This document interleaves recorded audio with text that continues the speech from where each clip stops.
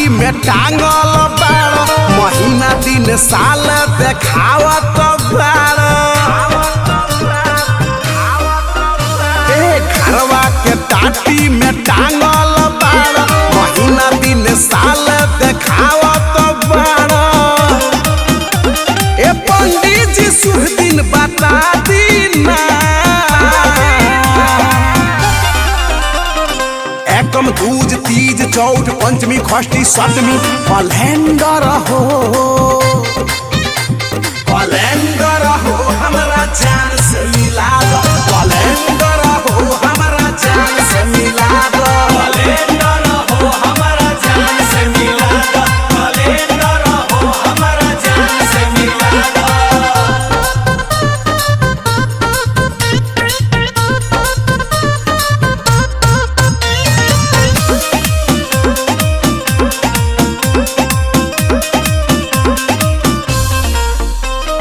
जेने जाई ओने लौके ओकरे सूरतिया दिलवा में बसल बाटे ओकरे मूरतिया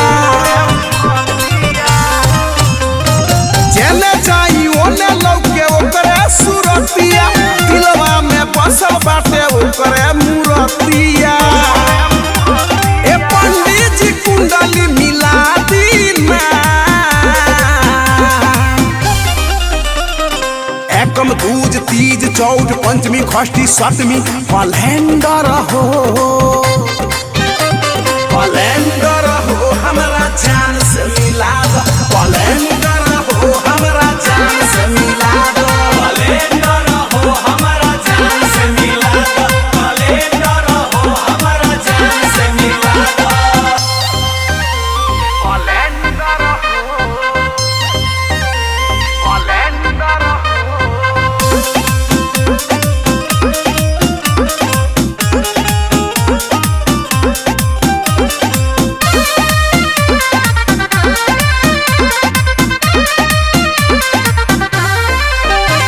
अन्हरिया अजोरिया सब बीतल जाता रात भर कोरो गिनी जागल जाता अन्हरिया अजोरिया सब बीतल जाता रात भर कोरो गिनी जागल जाता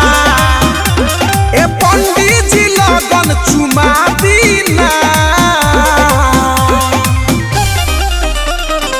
एकम दूज तीज चौथ पंचमी षष्ठी सप्तमी कैलेंडर हो